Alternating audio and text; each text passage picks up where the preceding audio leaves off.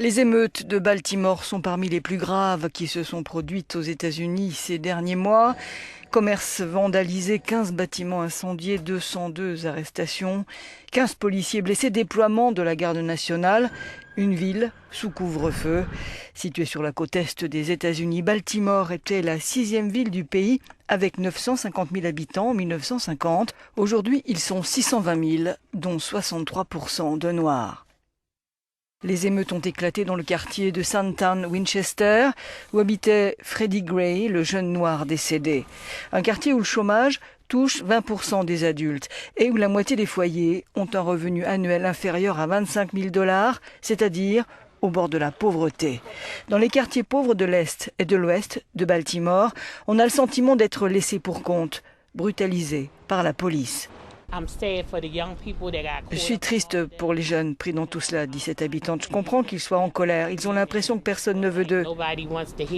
Mais Martin Luther King, lui, le disait pacifiquement. Car il y a un autre Baltimore, celui de son port rénové, que les autorités locales érigent en vitrine d'une ville qui, pour la première fois depuis un demi-siècle, renoue avec la croissance démographique et attire les investissements économiques. C'est le Baltimore avec un taux de chômage à 8,4%, celui des gagnants de la reprise économique. Car en termes d'inégalité, Baltimore se place en 12e position parmi les 50 grandes villes des États-Unis. Elle affiche aussi un taux de pauvreté à près de 24%, alors que dans l'État du Maryland, il est à 9,8%.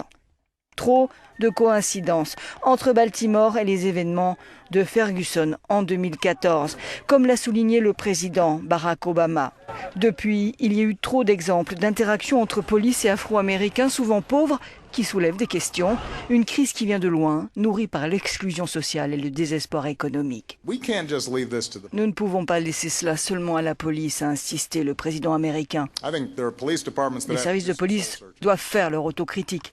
Certaines communautés doivent faire leur autocritique et je pense aussi que nous, en tant que pays, nous devons faire notre autocritique.